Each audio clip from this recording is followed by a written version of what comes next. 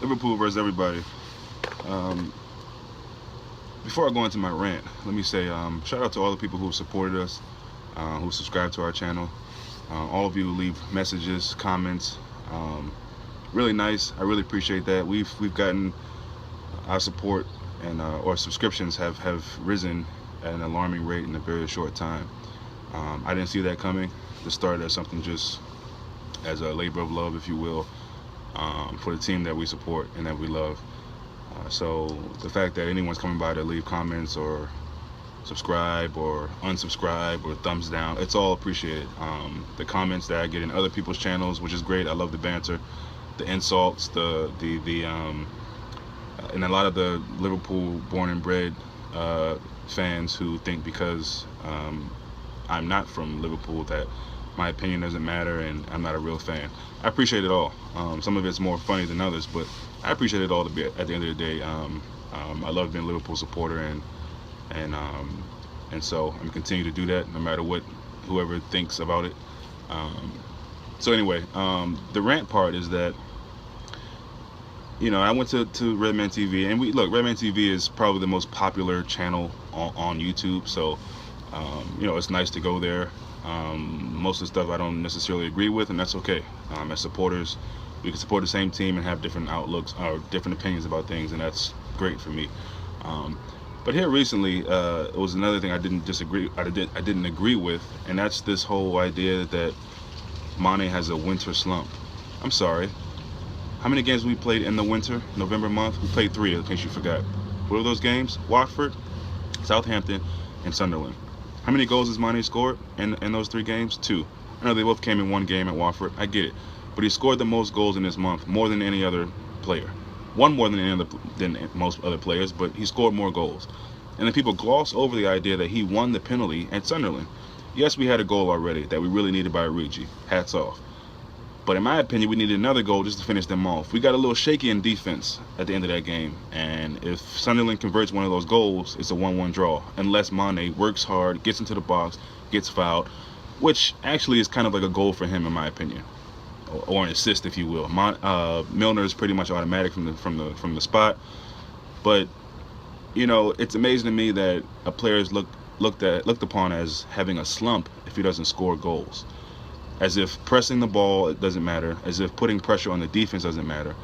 As if just working hard, the work rate, getting other players involved doesn't matter. For me, Mane hasn't had a slump, and I don't think he will have a slump, because he's always going to be essential to our team, whether he's scoring goals or not. And for people not to be able to see that, it's strange. But then it really isn't strange, because most of you all who are saying that never wanted Mane in the first place. You subscribe to the same feeling that Jamie Carragher had, which we overpaid for him. When we got Mane, I was thrilled, mainly because I saw what he did against us, but also because I just saw that he was a big talent and he could really, really help us. So we wouldn't be where we are if we didn't have Mane. We haven't lost a game since he's been there. Same with Matip. So I just don't get this whole slump thing, because he hasn't scored a couple goals. In years past, if Coutinho missed a stretch of games, he's still the magician. He's still Coutinho, and blah blah blah. There's no real criticism coming in for him. And I'm not saying go and criticize Coutinho, but at the end of the day, if a player who's usually in really good form has a couple games where he doesn't score, it doesn't mean that he's in bad form. There's a difference. He's just not scoring. So that's true. Yeah, Mane hasn't scored in the last 3 games, I guess. Sunderland, Southampton, if you want to put the Leeds game in there. But even in the Leeds game, he worked really hard. He was involved in that goal that Woodburn got. I mean, I think he worked really hard, and to say he's in a slump to me is just really, really bizarre. But again, everybody's entitled to their own opinion, and that's just mine. I'm going to move on to Bournemouth now, because I don't want to keep talking about Mane, because it really just gets to me that people can be so nitpicked about that. As soon as he starts scoring goals again, which will be this weekend, I'm pretty sure, just to shut everybody up, then everybody will jump ship and want to say, oh, Mane is everything. He's lighting the world on fire. Get behind the team all the time, so you don't have to go back and forth. I mean, that to me is the obvious way to deal with that. Anyway, on to Bournemouth. Bournemouth have been really impressive to me. Their first season in the league last season, and then the second season, I don't think they've dropped off much. They're 12th in the table, I think. I could be wrong. Don't quote me on that. but they're a team that I feel like you got to watch out for. I've been watching back the Bournemouth and Arsenal game, and though Arsenal won, the game was much closer than the score would lead you to believe. Bournemouth had a bunch of chances that they couldn't capitalize on, and a lot of that has to do with Petr Cech, not the Arsenal defense, Petr Cech. And on another day with maybe a different goalkeeper, maybe they'll get those goals in, or just a little bit more, being a little more clinical in front of goal, they get those goals on another day. Back to front for me, Nathan Ake, I think that's how you pronounce his last name, Chelsea player. It'd be interesting to see what Conte thinks about him as he's on loan with Bournemouth. He was on loan with Watford last season. I always thought he was pretty good since I started watching him with Watford last season and this season Bournemouth. He did really well early in those games. I think Mesut Ozil had a goal shot and he blocked that, and another one he was really good at. He's really active, young, really talented, and really good for them in the back, I think. In the middle, they got Harry Arthur. He's got a real mean streak in him. I love his spirit as a player. I think last season he and his wife had a baby who died during birth or something like that. So he's gone through a lot. He's got a lot going on, and that's only probably made him just tougher. Real mean football player in a good way. I really love Harry Arthur, and I think he helps them tick in the midfield. And then we know up front they got Callum Wilson, Afobe. I think I will probably play, but all this talk about him coming back to haunt us to me is silly. It's Jordan Ibe.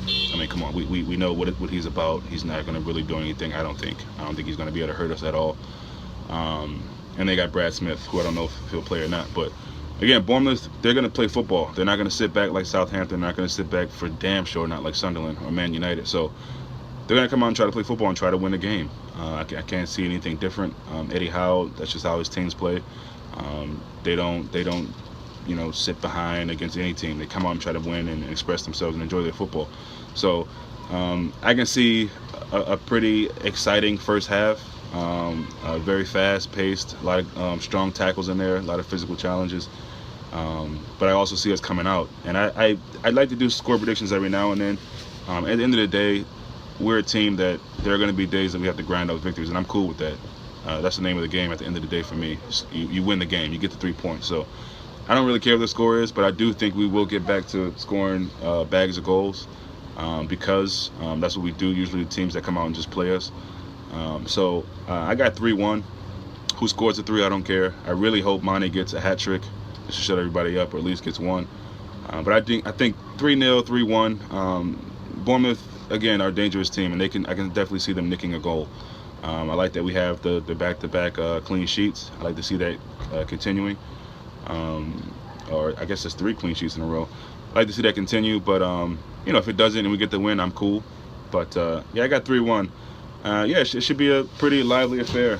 So it'll be interesting to see Saturday how the Chelsea City game go. See where they place in the table, those two teams respectively. But again, we got to handle our business, and for me, it doesn't really matter what the teams are doing. As long as we're getting our points, then we're good. The last thing I want to say is